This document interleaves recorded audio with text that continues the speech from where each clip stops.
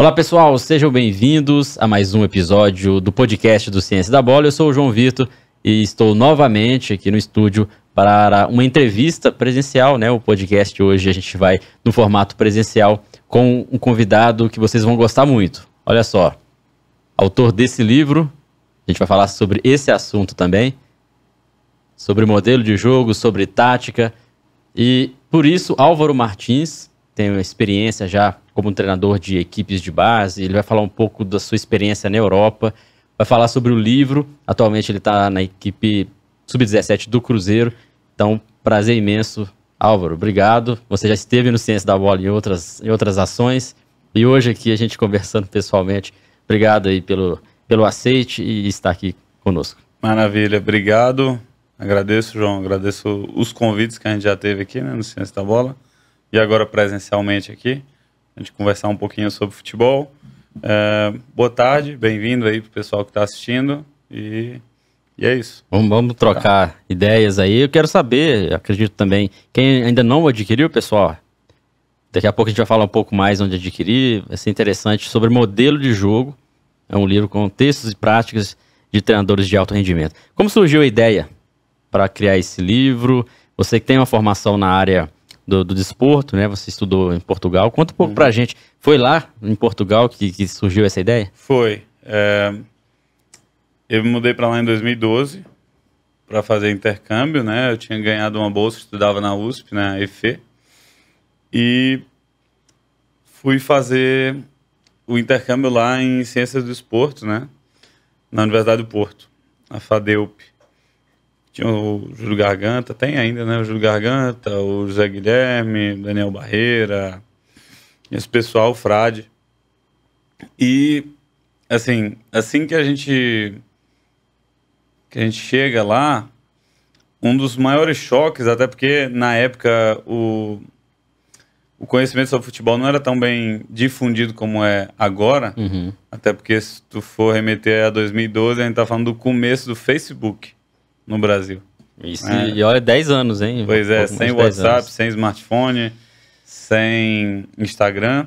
Então era o começo que a gente estava difundindo conhecimento e lá o conhecimento estava sendo difundido através de livros, né? Então, muitas pessoas, como o Jorge Maciel, que é auxiliar do Lille, campeão francês, que tem uma carreira fantástica, o Carlos Campos, que nesse momento, acho que acabou de sair do Vitória Guimarães, era o coordenador técnico da base de Vitória Guimarães, a Marisa Gomes, entre outros, escreveram livros, né, baseados nas suas teses de conclusão de curso da graduação lá na FADEUP. E são livros muito ricos, Era a base, o alicerce do meu conhecimento sobre futebol era muito baseado nisso. Eu me lembro que eu cheguei até aí para Portugal, porque eu conversei com o Bruno Pivetti, ele deu uma aula lá na USP, e eu fiquei interessado logo na hora. Ele falou, cara, vai para Portugal, mas se tu puder já lê logo esses 3 livros. E dentro desses 3 livros, 2 eram exatamente escritos como esse, né? Era um TCC, no meu caso, o meu é o TCC do mestrado, né? É a dissertação. Né? Mas esses outros 2 eram TCC de graduação da FADEUP. Então, quando eu cheguei lá, eu já vi que muitos dos feras tinham escrito um livro baseado nisso, ou seja, era meio que casar um trabalho obrigatório, que é o TCC da graduação, ou no meu caso, depois a dissertação do mestrado, com algo que seria um pouco, talvez, o cartão de visita deles, né? E que era fazer o livro.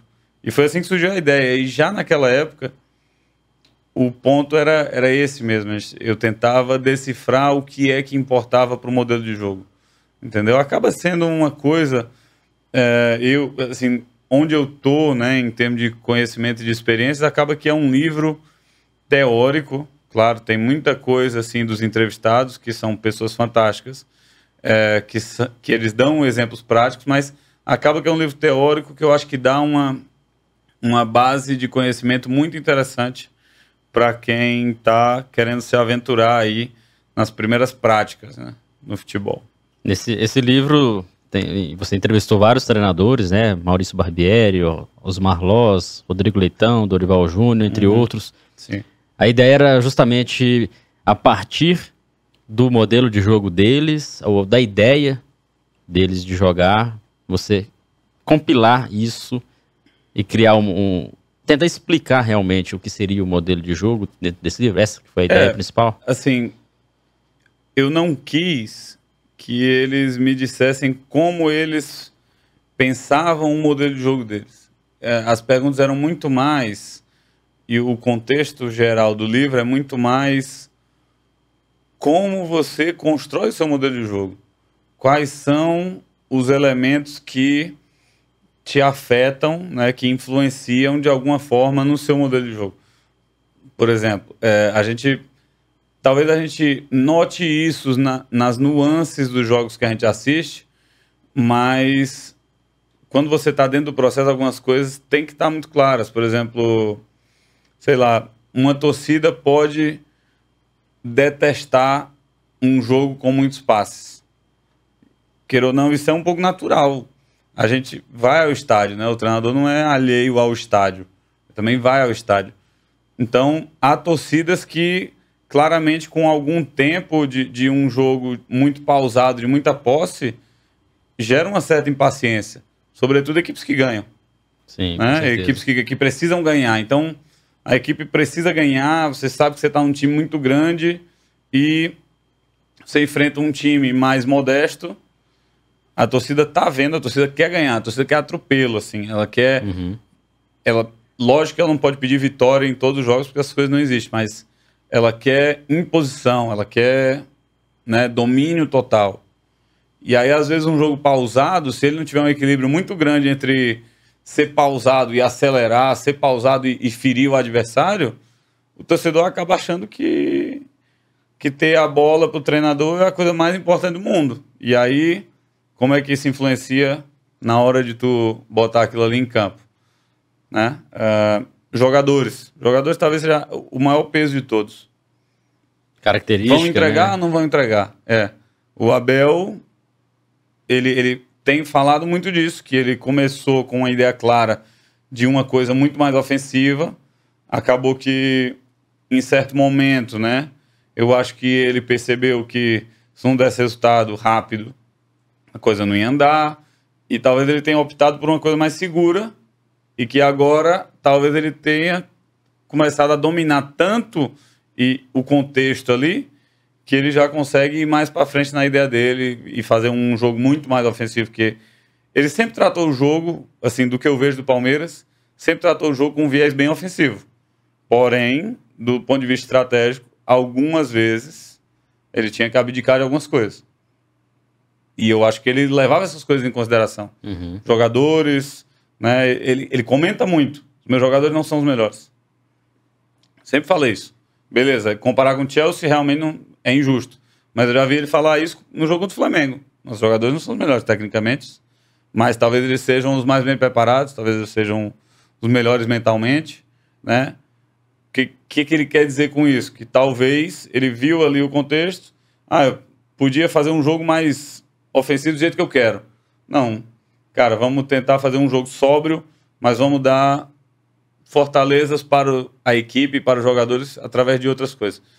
E acaba que o livro trata muito disso aí, e eu gosto de citar uma parte que eu acho muito importante do livro, que realmente, como ele é uma coisa teórica, às vezes fogem algumas coisas que eu coloco aí, até para mim. Como assim? Pois é, e eu lembro de ter comentado isso com uma outra aula que eu dei, e é uma exposição minha, né? A gente jogou o Brasileiro ano passado e não fomos bem em termos de resultado, talvez não tenhamos ido bem nem em desempenho. Em desempenho, talvez, dos 9 jogos, 4. Só que, infelizmente, dos 4 a gente só ganhou 1. Se a gente tivesse ganhado 2 ou 3, né, a mais, eu estaria falando de um desempenho legal. Mas, quando eu olho depois para o livro, assim que termina o campeonato, eu falo, cara, tem uma parte aí que fala sobre tu conhecer o campeonato. E eu lembro como se fosse ontem, eu estava na casa do Fabiano Soares, lá em Portugal, e ele me falar na entrevista que o treinador que não conhece o campeonato está fadado ao fracasso. E eu, depois que eu joguei o campeonato, ficou claro para mim que eu não conhecia o campeonato. Que eu não sabia que, por exemplo, no Sub-17 é natural que os jogos tenham muitos gols. Por quê? Talvez porque os jogadores não estão tão maturados assim, talvez porque a maturidade defensiva não seja tão grande quanto um jogo de profissional, quanto um jogo de Sub-20. Eu vinha do Sub-20 do Floresta, né? Que o meu time era muito maduro defensivamente e eu achava que eu podia transportar isso para o Sub-17 lá. E não podia. Porque acaba que acontecem muitos erros de imaturidade, inocência, que eu talvez não tivesse preparado por não conhecer a fundo o campeonato, entendeu? Sim. Então, quando a gente fala de modelo de jogo, são vários fatores. O termo modelo de jogo, acho que você deve concordar comigo, às vezes ele tá na boca do torcedor, da imprensa, mas de uma maneira diferente. Talvez se confunde muito com a ideia de jogo do treinador, se confunde muito com a tática de jogo. Então, muitas das vezes, entender o que é o conceito de modelo de jogo é algo amplo. Necessita mesmo de compreender, como você disse, né, a torcida, qual que é a característica dos atletas, qual que é o perfil da competição, qual que é o objetivo, às vezes, ali da diretoria naquela temporada. Sim. Então, o modelo de jogo é algo muito mais do que tática. Bem mais do que tática, né? A tática é uma das variáveis que compõem o modelo de jogo, correto?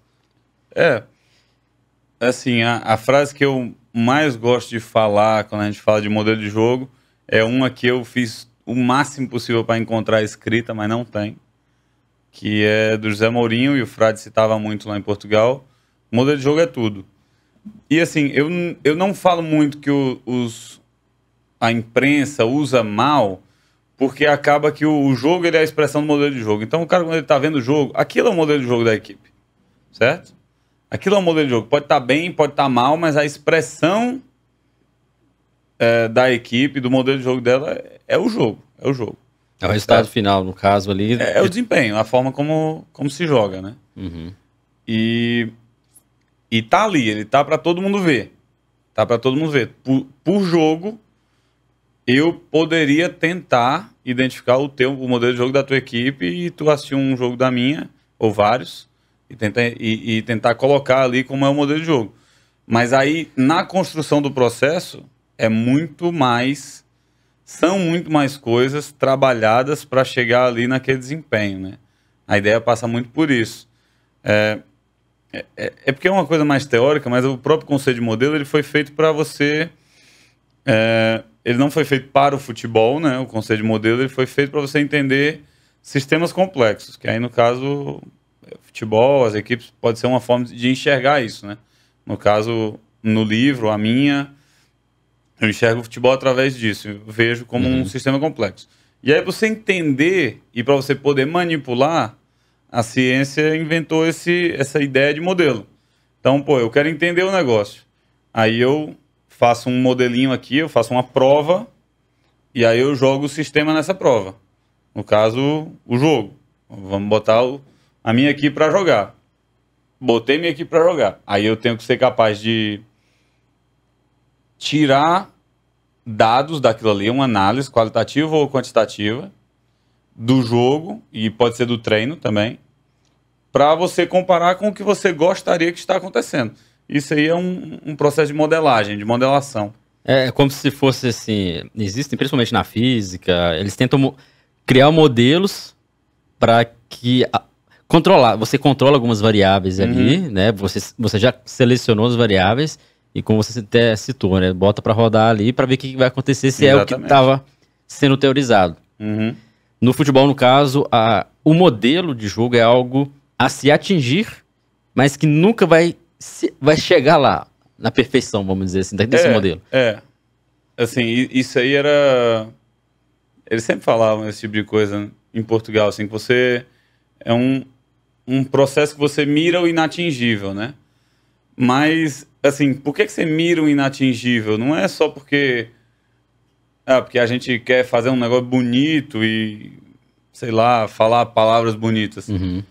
É muito mais porque depende do adversário. É muito mais por causa disso. Se fosse a gente estudar aqui, né, um sistema complexo, sei lá, uma sociedade ou alguma coisa assim, a gente poderia eventualmente chegar num modelo que fala, não, isso aqui é a representação perfeita ou quase perfeita daquilo ali que a gente acabou de estudar.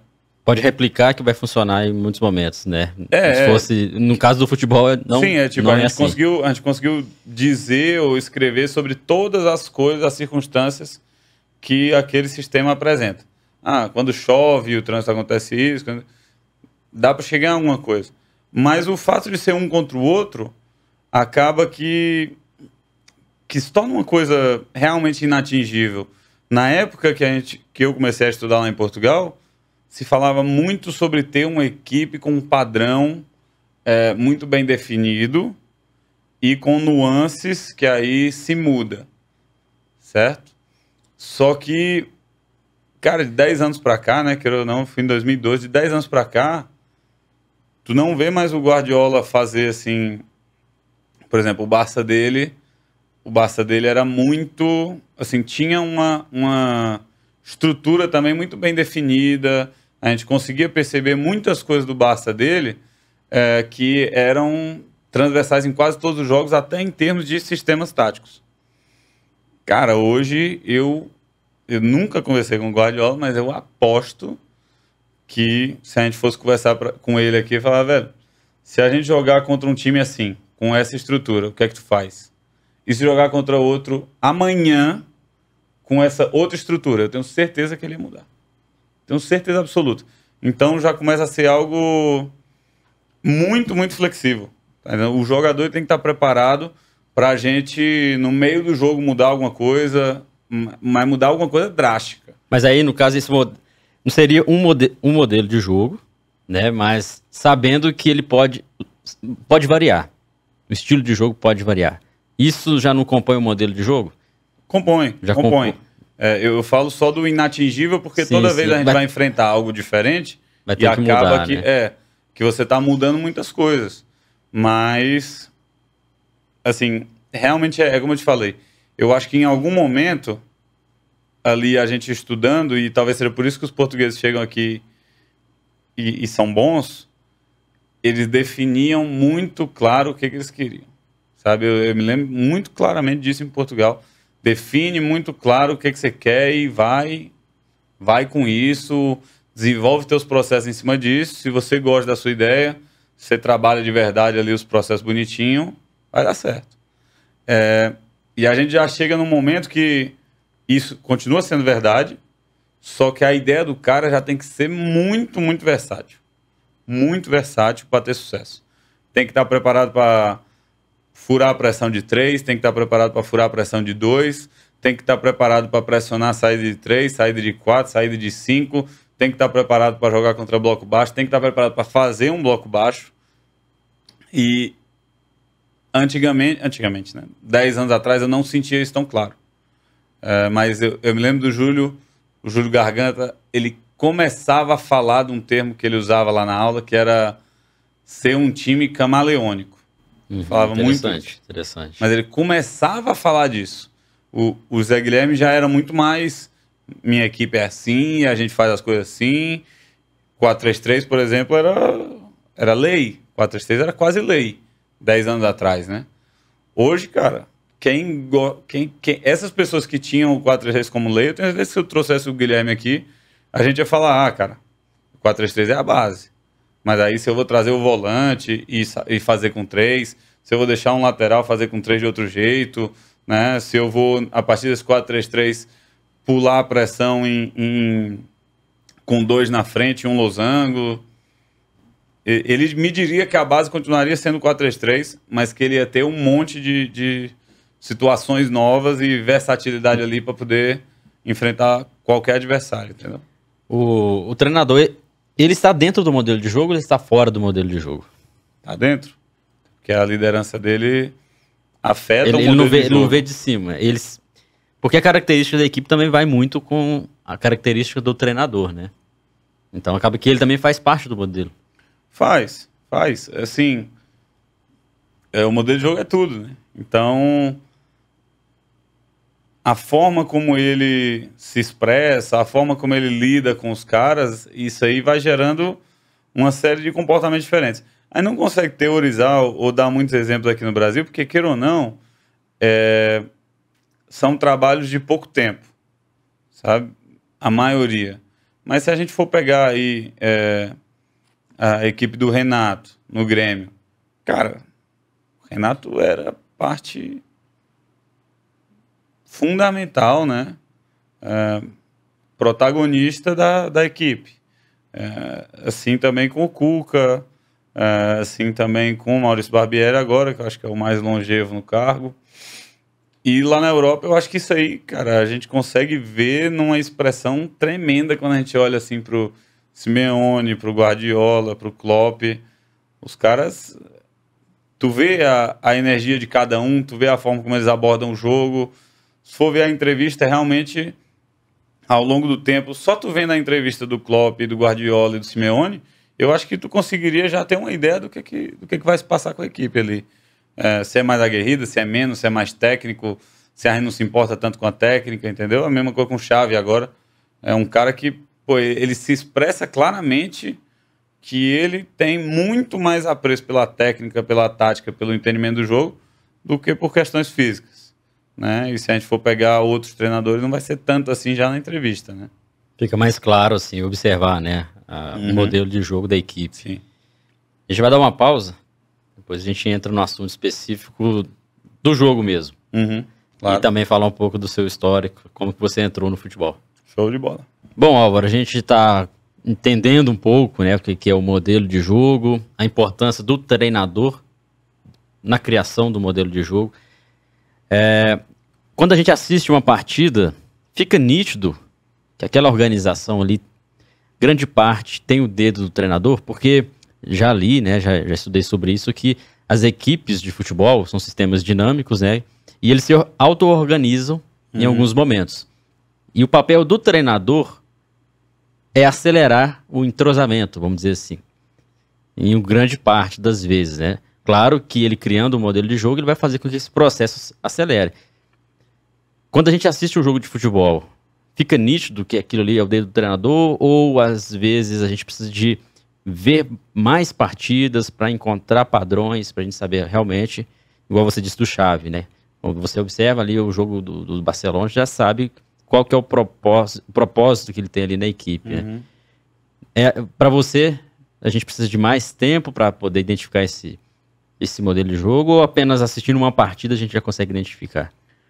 Cara, assim, para mim isso é algo difícil, porque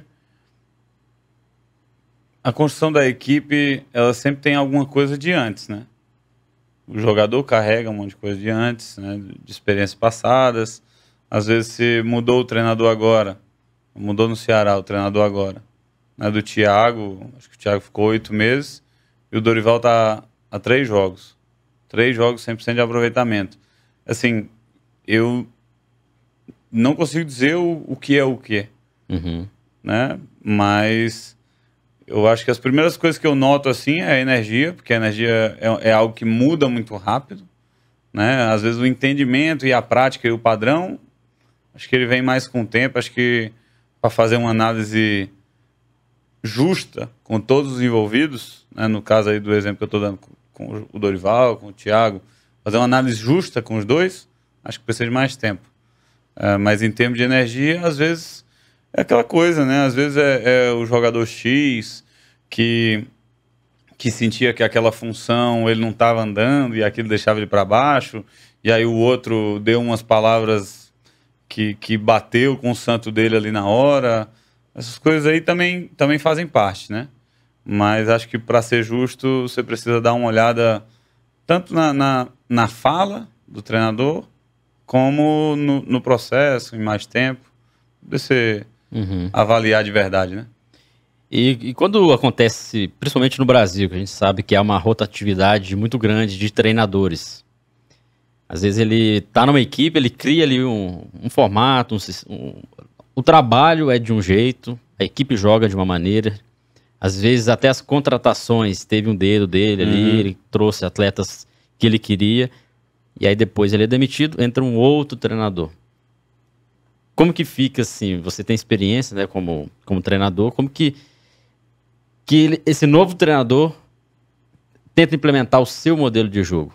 Porque ele vai já pegar uma equipe com um modelo de jogo anterior, do treinador anterior.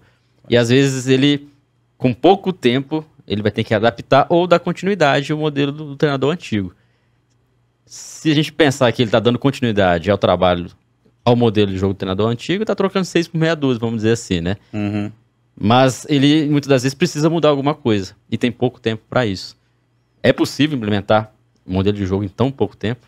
Cara, esse é um dos assuntos aí que a gente debate, né? Uma das coisas que eu perguntei pro pessoal, pros treinadores. E assim, eu acho que o Paulo Leitão, né, que é um treinador que já foi coordenador de esporte, já foi treinador de categorias de base lá, ele coloca muito bem diagnóstico. Aí, se o prognóstico não dá para mudar.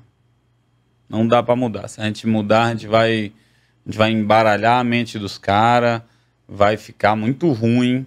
Os caras não vão entender nem que é azul, nem que é vermelho, eles vão inventar qualquer coisa.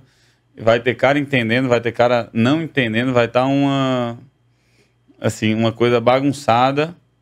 Pode ser esse o prognóstico. Então, mesmo não sendo o que a gente acredita, a gente tem que ter maturidade, flexibilidade para melhorar aquilo que estava sendo feito, colocar umas coisinhas nossas ali e ver se a gente sobrevive o período turbulento.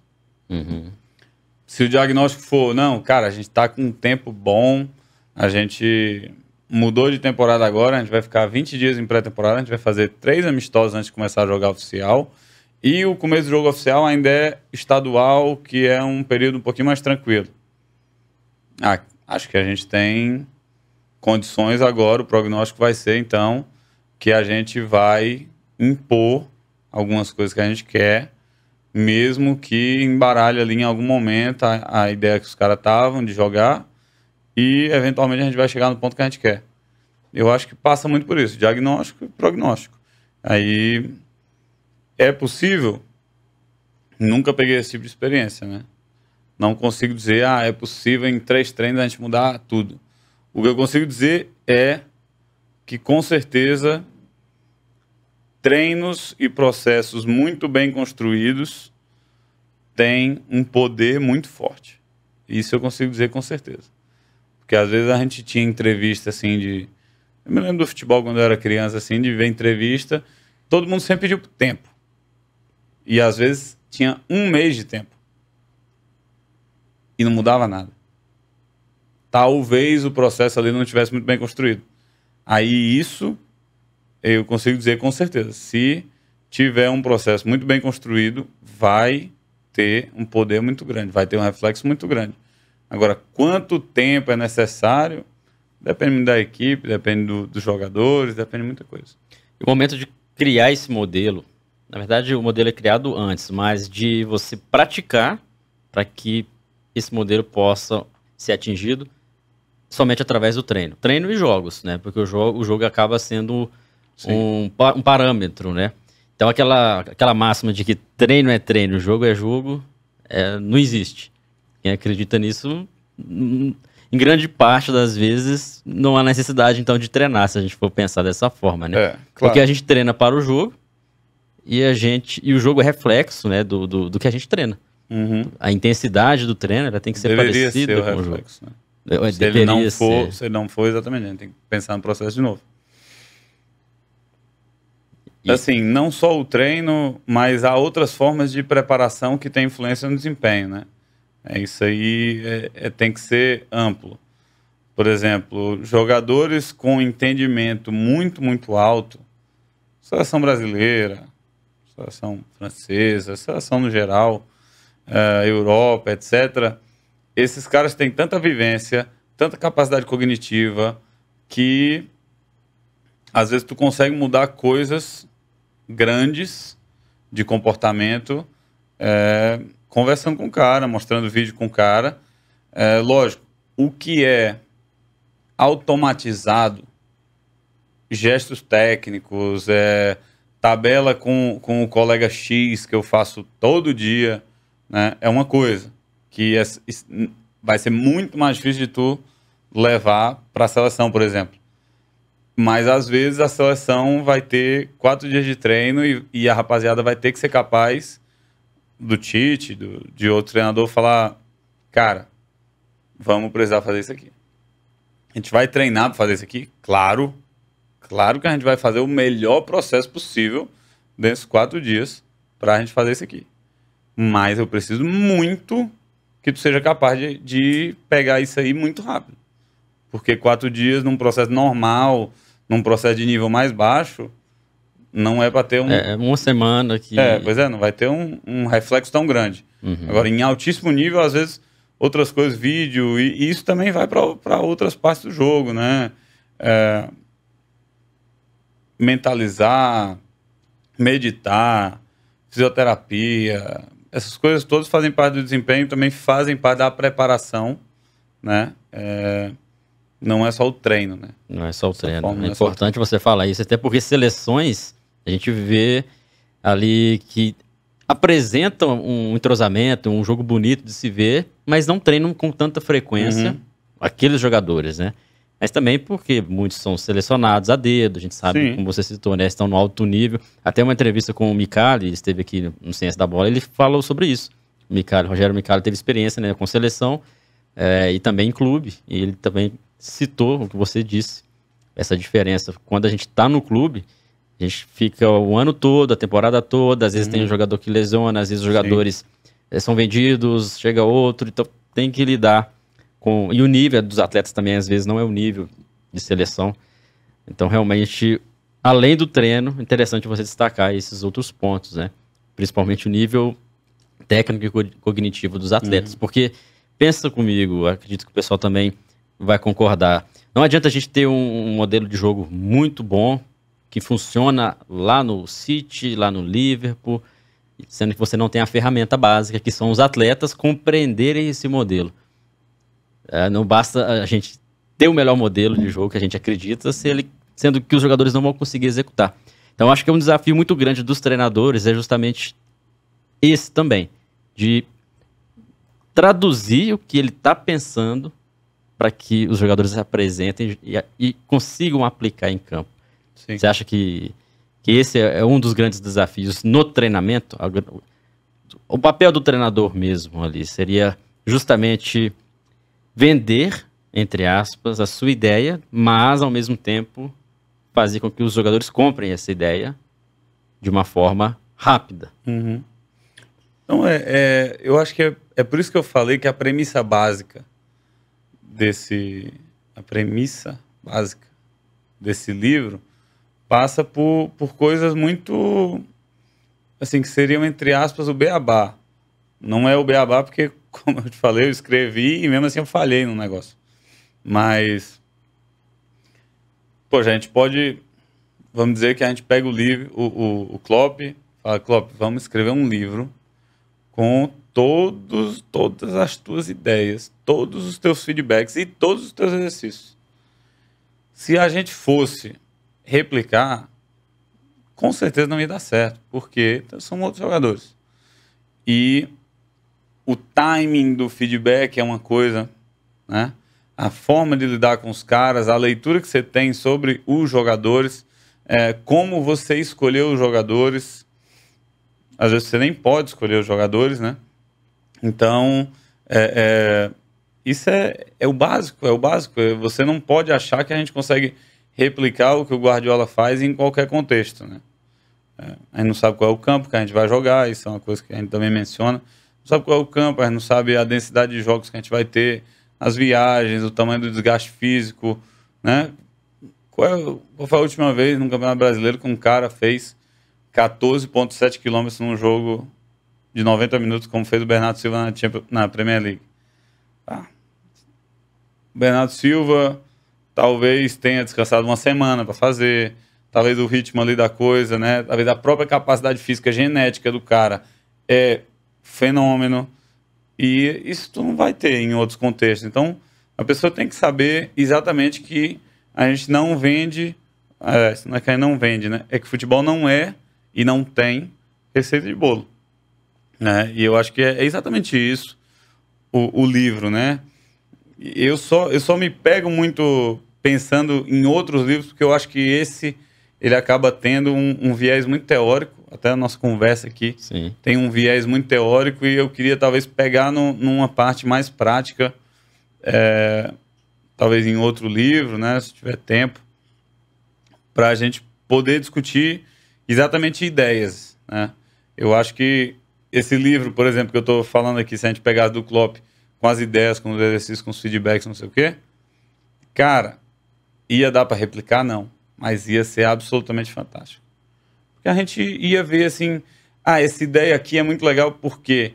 Porque ele está pensando numa certa distância, numa relação de atração, né, de um posicionamento de um jogador de dúvida, né? Não, esse jogador está posicionado exatamente aqui, porque ele gera dúvida para dois adversários. Se não for a dúvida, ele obriga o outro treinador a mudar de estrutura.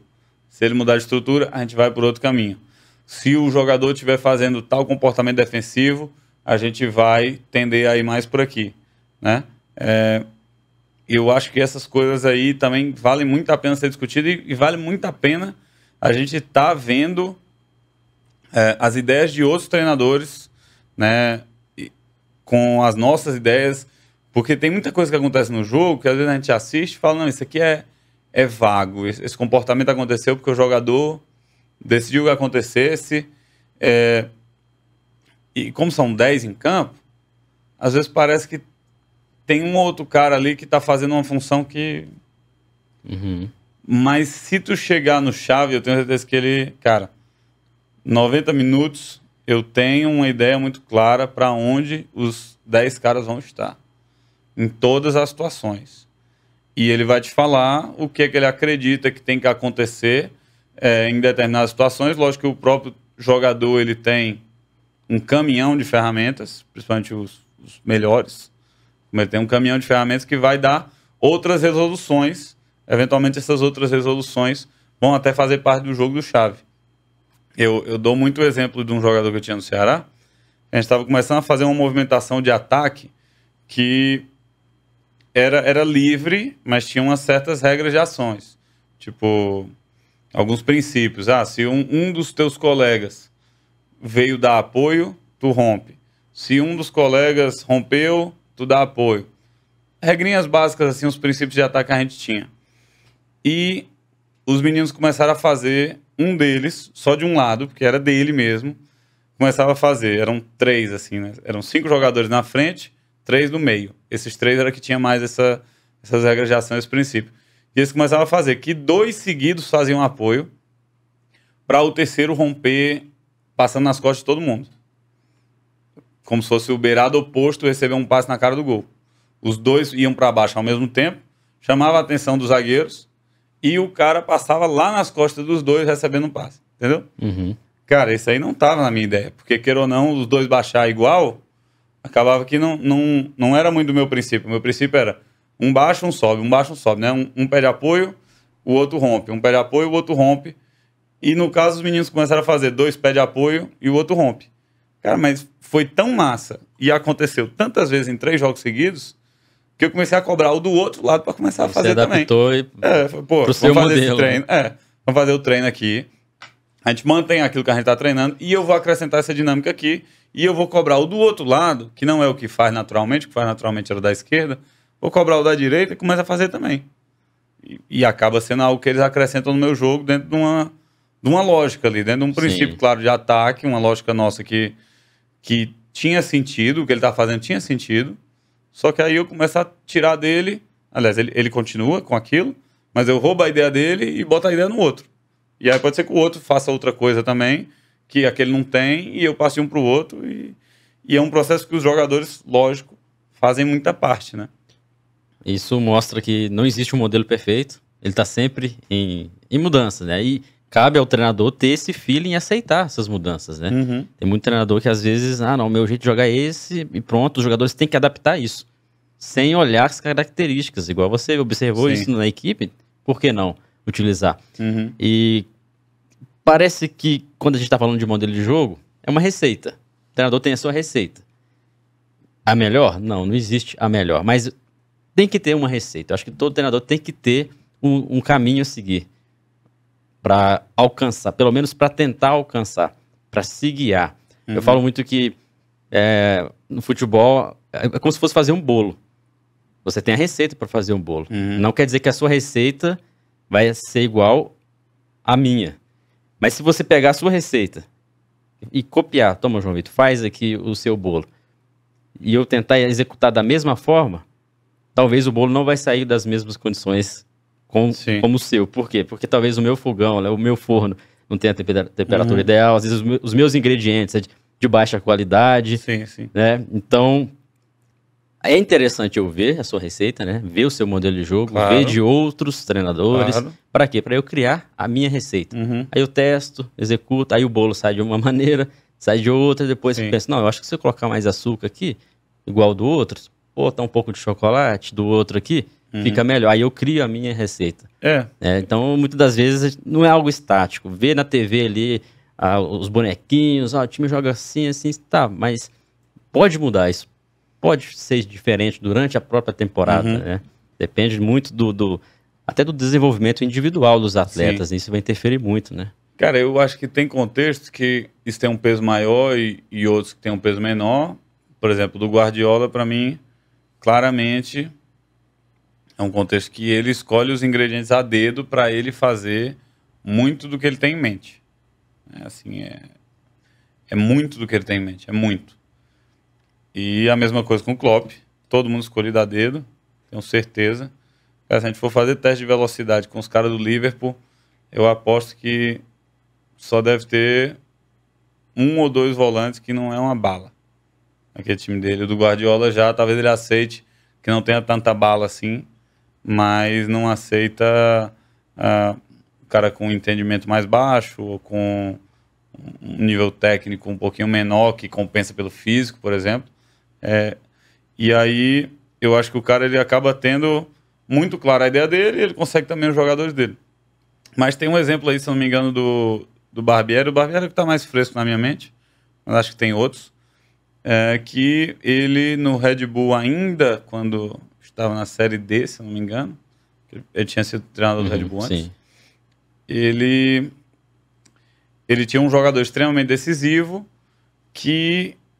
e ele gosta muito do 4-3-3 e das dinâmicas do 4-3-3, ali a mudança de estruturas com base no 4-3-3, mas era um meia muito decisivo que ele não queria botar meio que um 5-2-8 como é o 4-3-3. Era muito, muito decisivo, muito fazedor de gols, que de 8 desempenhava mais ou menos, mas ele conta que no meio do caminho ele falou, cara, vamos botar esse cara de 10.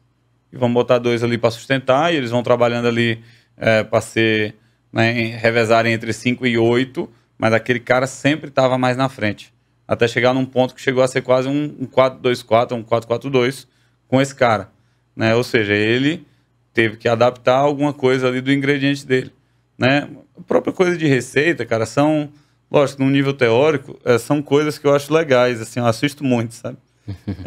Os documentários, assim, dos melhores, 3 estrelas Michelin da Áustria, da Suécia, dos Estados Unidos, e muitos deles sempre têm cardápios sazonais, porque ele não quer usar ingredientes de outro país e importar ingredientes, são sempre ingredientes de, sei lá, umas fazendas que eles conhecem, de coisas que eles sabem da qualidade do produto, só que quase todo produto é sazonal, né? Eu acho que a exceção assim, de milho, etc. Quase todo produto tem a sua época. E aí os cardápios mudam de acordo com a época que tem esses ingredientes, entendeu? Então, eu acho legal, acho que tem coisas legais assim que dá pra gente pegar desse nível de culinária para falar de futebol. Mas é isso, eu acho que o cara sempre tem que ter muitas coisas em mente para fazer o negócio acontecer, mas também está muito claro para mim, e isso não estava uns anos atrás, né? Depois desse Campeonato Brasileiro que eu joguei, está muito, muito, muito claro que o treinador tem que ter muitas coisas muito bem definidas para um caminhão de situação. Não deixa na mão dos caras. Assim, a minha ideia para plano hoje, A, B, C, D. Não deixa na mão dos caras, não deixa na mão dos jogadores. Liberdade, sim. Liberdade, adoro falar liberdade e autonomia para os caras. mas sempre circunscrita dentro dos teus princípios de jogo. E não são poucos, cara. Não dá pra gente acreditar assim, não, porque a gente vai jogar só com 8 princípios aqui, 8 princípios. Em termos de princípio até pode ser, mas as estruturas têm que estar treinadas, os caminhos, entre aspas, têm que estar muito bem definidos, e aí os caras escolhem à vontade, os caras fazem o jogo acontecer naturalmente, um cara tem que ser capaz de fazer a função do outro no decorrer do jogo, porque eles são preparados em contextos complexos. Não dá pra, eu não estou falando de caminhos pré-definidos e a gente treinar quase como de forma analítica todas as movimentações. Não é isso. Mas eles preparados, terem feito pelo menos alguma vez na vida praticamente todos os caminhos que você acha que vão acontecer muito mais nos jogos, entendeu? Já está preparado, né, para situações. Tem que ter vivido muito e tem que ter vivido com ênfase. Não é vivido, isso aqui pode acontecer. Não, rapaziada, quando acontecer isso aqui, tem que estar claro que a gente já viveu isso aqui, a gente vai fazer esse caminho. Beleza, pode começar a abrir outras portas, porque no futebol, todos os jogos, acontece uma coisa 3 ou 4 vezes, se o adversário for bom, ele já pegou, ele vai fechar, beleza. Agora, tu tem que ser capaz, porque eu também não posso ser o controle remoto ali, o videogame, tu tem que ser capaz de entender que teu adversário leu o que a gente queria fazer 3 ou 4 vezes. E ele tá fechando. Lê na hora, cara. Na hora. Fechou a primeira, a segunda, fechou também. Começa de novo. Cara, aqui não dá mais. Vamos fazer outra coisa. Essa é a autonomia que eu acho que os caras têm que ter. Antes eu achava que eu tinha pra mim que eu treinava muito mais princípios mais abertos e dava muito mais liberdade. E isso pode dar certo com jogadores top. Porque jogador top, queira ou não, ele vai resolver. Mas se o jogador não for top, pode ser que tu chegue num momento que, infelizmente, foi o que eu cheguei, da gente ter tanta coisa tão aberta, que às vezes a gente olhar para o jogo, não dá certo e não tá claro o que eu tenho que corrigir, entendeu? Se eu quiser corrigir mesmo, eu ia ter que começar esse processo. Entendi. Realmente tem... E isso aí te pega assim... te pega com a calça arriada. Desprevenido com a situação. Porque quando tá muito claro, a situação deixa de acontecer no jogo, tu olha pro jogo e fala, rapaziada, é isso aqui, meu. Vamos fazer acontecer, ou perdemos o jogo, beleza. Não aconteceu, vamos passar a semana, rapaziada, ó, lembra? A gente já fez aqui. Cara, se o jogo é muito aberto, tem vários princípios muito legais que acontecem, terceiro homem direto, desmarque legal e tal, não sei o quê, mas tu olha pro jogo, quando tu dá tanta liberdade pros caras, às vezes tu vê o problema e fala, cara, pra eu ajeitar isso aqui, eu ia ter que fazer exatamente esse processo, que talvez eu já devia ter feito, de definir muito mais bem as coisas, entendeu? Eu acho que isso foi um aprendizado bom que eu tive na temporada passada. Interessante você falar aí da experiência prática.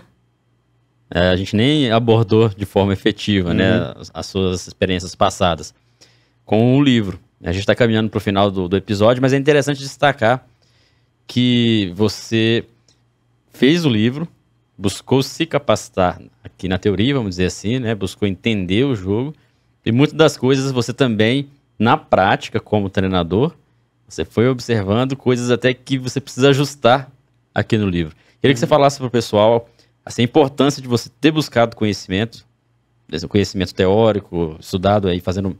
Você fez um mestrado numa instituição que é muito conhecida na produção de conteúdos e estudos na área do futebol.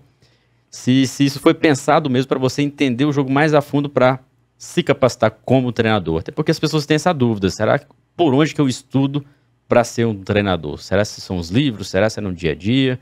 Será que eu tenho que ter sido um ex-atleta? E você nos mostra, né, que você...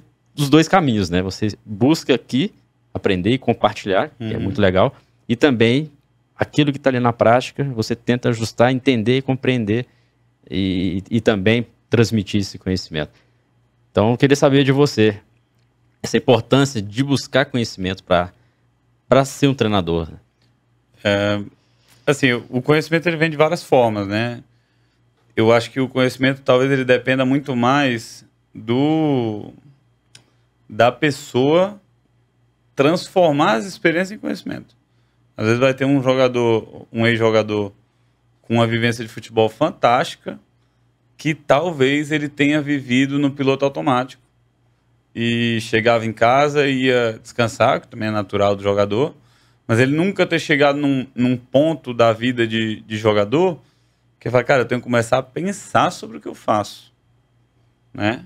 Por exemplo, o Xavi, eu me lembro claramente, ainda como jogador, Lan, Rafael Veiga. O Veiga é novinho, cara. Tu vê que ele percebe absolutamente tudo. Então, aquele cara, o Veiga, eu tenho certeza que o tempo de prática dele é muito... Aliás, o conhecimento das práticas dele, cara, deve ser maior do que 99,9% de todos os ex-jogadores de todos os tempos. Cara, porque o conhecimento declarativo daquele menino é fantástico, sabe? E pronto, então o cara pode transformar isso em conhecimento da mesma forma como o cara que só vive a prática de dar treino e etc, ele pode transformar a prática dele em conhecimento, mas ele tem que realmente fazer esse exercício, entendeu? Sim. Por exemplo, eu me lembro daquele vídeo do Zé Mourinho no canal lá da Federação Portuguesa de Futebol, que ele fala de produzir conhecimento. O conhecimento ele tá aí para todo mundo. Se o cara tivesse um chip aqui na cabeça e ele download conhecimento de futebol, cara, tem 1 zilhão de livros, aqui tem 5, mas PDF, não sei o que e tal. Ele botar aqui, mesmo assim, ia faltar coisa. Porque na hora de produzir o próprio conhecimento, eu olhar para o jogo e falar, cara, isso aqui que um menino tá fazendo, como o exemplo que eu dei, isso aqui que o menino tá fazendo me serve. Posso lá, isso aqui, além de fazer parte do menino e das dinâmicas com o menino, vai começar a fazer parte da minha equipe e vai começar a fazer parte das minhas outras equipes. Entendeu? Então, tu pode assistir um jogo do livro Chelsea e Real Madrid ontem, tu pode transformar aquilo em conhecimento se tu parar para fazer isso de forma clara. Então, tem que buscar o conhecimento. Onde? Cara, um monte de canto, mas não pode ser uma coisa assim, ler o livro por ler, assistir o jogo por assistir, praticar futebol por praticar. Muito importante dar isso. Treino por dar treino. Dar treino, refletir, o que foi bom, o que foi ruim, o que a gente pode melhorar, como é que não foi. E aí, o que eu te digo com certeza, o alicerce teórico também ajuda muito, porque eventualmente tu vai conversar com pessoas sobre a parte física, etc. Essa parte eu me sinto extremamente capacitado por ter feito as formações que eu fiz, e eu sou mestre em treino de alto rendimento, mas eu não sou preparador físico. Mas me dá um alicerce para conversar de igual para igual com fisiologista, com preparador físico, etc. Essas coisas ajudam, apesar de não serem obrigatórias, porque dentro da comissão você tem pessoas que são exatamente... tem essa função, né? Mas, cara, para mim o mais importante de longe é, com esses conhecimentos, a pessoa tentar desenvolver uma alta capacidade cognitiva no que diz respeito ao futebol.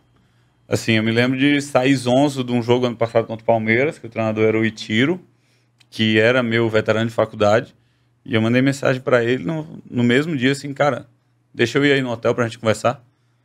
E ele, não, vem cá, e a gente passou horas lá conversando, cara. E assim, ele me deu uma aula de futebol, mas não foi uma aula de futebol que eu fiquei sem entender nada, entendeu? Talvez por ter tido já, por já estar com muito coisa, estar muito presente ali um cognitivo sobre futebol, ele vai me falando as coisas e talvez o que ele fala é só...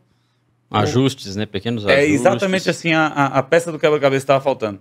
Tava um pedaço completo aqui, um pedaço completo aqui, faltava a fileirinha do meio.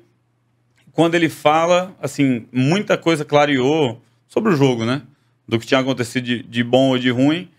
E eu também acho que essa parte é muito importante. E eu acho que é isso, o cara consegue desenvolver isso.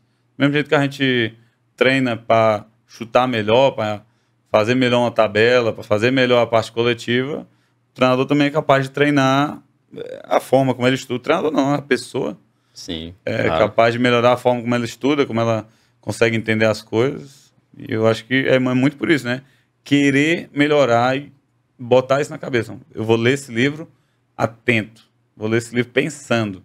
Vou dar esse treino, vou pensar depois sobre. Vou rever, vou ver o que é bom, vou ver o que é ruim. E vai, o conhecimento está em todo canto. E sempre está em constante atualização, né? Um bom profissional é aquele que está sempre buscando aprender. É aquele que se fecha ao conhecimento, porque ele acredita que já sabe tudo, mas pelo contrário, né? Pelo contrário. Legal esse papo. 1 hora aí conversando sobre o modelo de jogo. Tenho certeza que o pessoal gostou. E quem quer saber um pouco mais, vou deixar o link aqui, pessoal. Vou destacar o livro, ó. Vou deixar o link aqui. Quem está no YouTube vai ver aqui o link na descrição. E quem está no Spotify, vai lá no YouTube depois.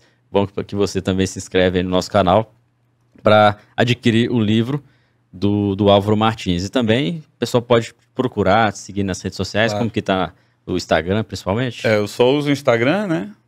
Facebook tem, mas eu não vejo mais. O Instagram é @alvaromartins.treinador. E aí lá também pode entrar em contato comigo por direct. Pode ser que eu falhe às vezes, porque cai no spam, né? Mas entra lá, manda mensagem que eu também consigo fazer o envio, né? Tenho alguns aqui em BH comigo. Legal, muito bom. Pessoal, aproveitem, tá? Quem tá assistindo aqui o episódio terminando, entre em contato aí com a equipe para adquirir o modelo de jogo ou no link, ou pode chamar o Álvaro diretamente lá no Instagram, vai ser legal para vocês entenderem a fundo. E claro, Álvaro, fico no aguardo aí da segunda edição. Você disse aí que tá precisando fazer, né, inserir algumas coisas. Começando a pensar nisso. E aí, quando sair essa segunda edição aí, com certeza a gente vai divulgar aqui para o pessoal adquirir e aprender um pouco mais. Show. Obrigado, Álvaro. Muito bom esse papo aí. Espero contar com você em outras oportunidades aqui. Show. Eu que agradeço mais uma vez o convite, né? Participar aqui do Ciência da Bola é bom. Falar de futebol é melhor ainda, né? Então, agradeço demais aí o pessoal que assistiu até o fim. Agradeço a ti, João, né? A tua pessoa por estar fazendo esses convites, para a gente estar aqui debatendo essas coisas. Eu acho importante para a gente difundir conhecimento, para trazer mais gente aí, né, nessa nossa caminhada da bola. Legal, valeu. Pessoal, obrigado pela audiência de vocês. Na próxima semana de volta aí com mais um convidado para a gente bater bola aqui no podcast do Ciência da Bola, beleza? Grande abraço a todos e até o próximo.